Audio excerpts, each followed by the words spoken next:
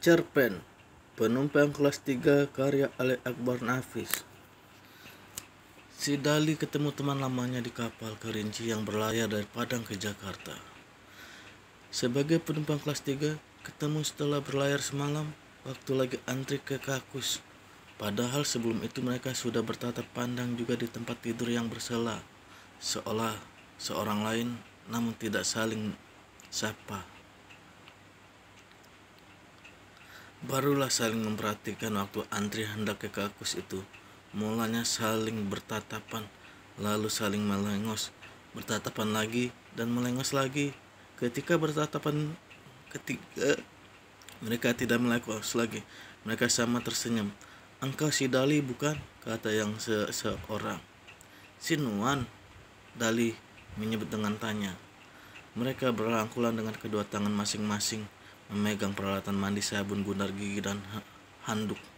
"Sudah lama sekali kita tidak ketemu." Memang sudah lama sekali. Mereka saling bertanya dan saling menjawab dengan asik. Sampai beberapa orang sudah keluar dan masuk ke Kakus, mereka masih bertanya-tanya dan berjawab-jawab. Dalam pada itu, pikiran si Dali berjalan ke masa lalu yang sudah lama sekali. Nuan punya saudara kembar, Nain namanya. Untuk menandai perbedaan, yang satu tidak segempal yang lain.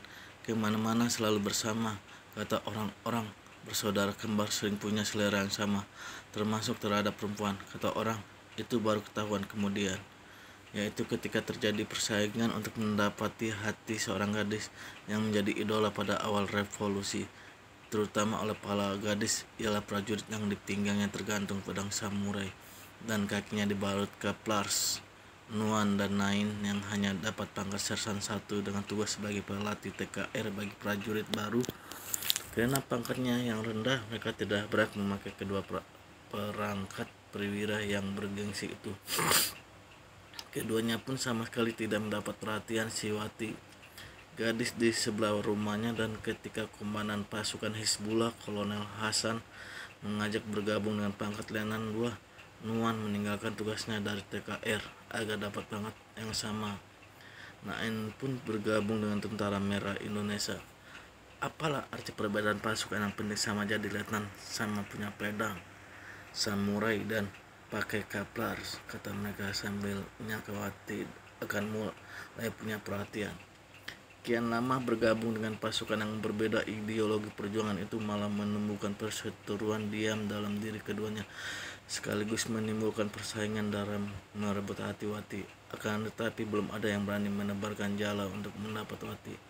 Nuan selalu bicara tentang perang jihad bila bertandang ke rumah Wati, sedangkan Nain bicara tentang revolusi rakyat. Mereka pernah berdebat di depan Wati untuk membenarkan tujuan perjuangan masing-masing, tapi lebih sering datang sendiri-sendiri karena memang tidak punya waktu senggang yang sama. Tentu saja pada kesempatan itu mereka saling membanggakan pasukan masing-masing. Nuan lah yang akhirnya berhasil merebut Wati. Itu terjadi setelah pemerintah melakukan kebijaksanaan rasionalisasi dengan menggabungkan seluruh kesatuan pejuang ke dalam TNI. Oleh kebijaksanaan pemerintah itu, pangkat semua perwira di luar TNI diturunkan 2 tingkat. Nuan mendapat tugas baru sebagai staf pada bagian logistik, sedangkan Nain dalam kesatuan tempur di front. Keduanya tetap sama, membanggakan tugasnya masing-masing kepada Wati. Meski pedang samurai dan kaplars tidak lagi berhak mereka pakai, ayah Wati berpandangan praktis dalam menetapkan siapa yang akan jadi jodoh anaknya.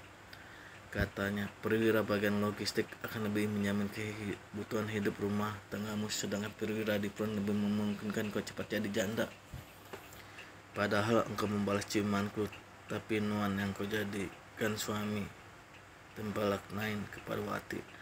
"Apa dayaku kalau ayah mau, Nuan?" jawab Wati dengan nada yang memelas.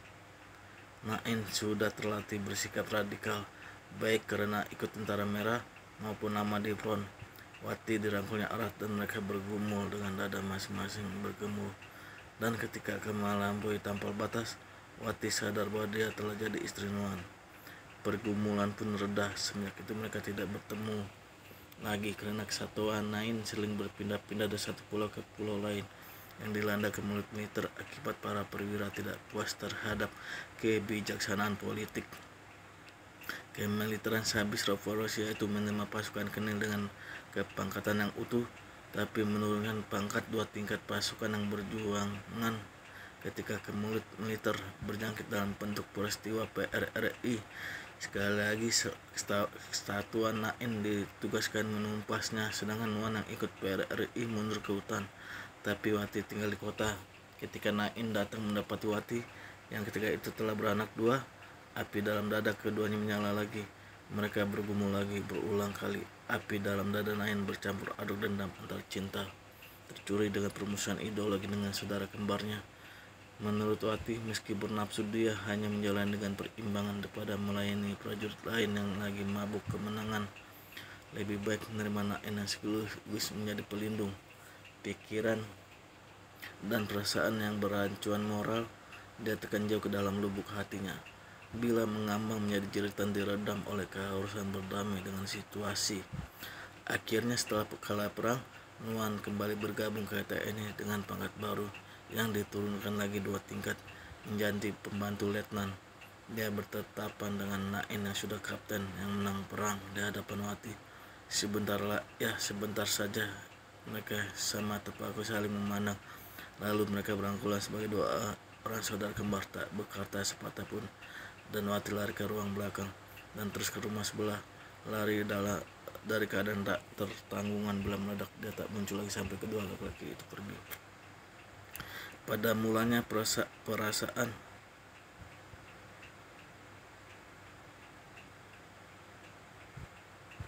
lalu dengan akhirnya dia yakin bahwa antara Wati dan Nain ada main. Hatinya luka, lalu dia marah dan kemudian benci yang membuatnya dendam yang tidak akan terhapus. Tapi dia adalah prajurit yang perangnya kalah, yang kini menjadi pembantu letnan setelah pangkatnya diturunkan oleh sejarah. Di sebelah sana adalah Nain yang menjadi kapten karena perangnya menang. Karena kemenangan itu dia menidur Wati, istri saudara kembarnya. Kianat, semuanya kianat, teriak berulang-ulang. Tapi dia seorang prajurit yang kalah perang. Apa yang dapat dilakukan oleh orang kalah perang? Bagi Nuan tidak lain daripada selain kalah dan seterusnya menerimanya tanpa dapat berbuat apa-apa, bahkan berpikir apapun. Dengan perasaan itu dia menerima Wati kembali yang membawa kedua anak mereka.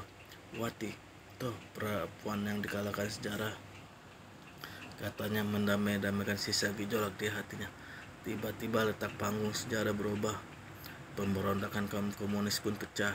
Nain yang kapten dan baru diangkat jadi mayor ikut komunis. Kini dialah yang dikalahkan, ditangkap lalu dipenjarakan.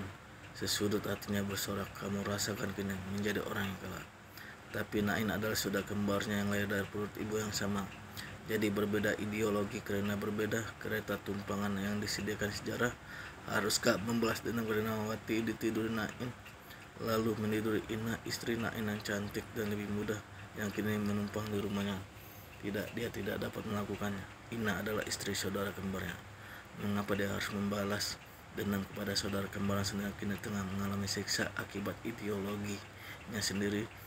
Akan tetapi ketika dia ingat Wati pernah mengkhianatinya, luka hatinya menganga. Ditinggalkannya Wati yang lagi berbaring di sisinya. Dia pergi ke kamar Ina dengan nafsu dendam yang menyala-nyala kepada Wati.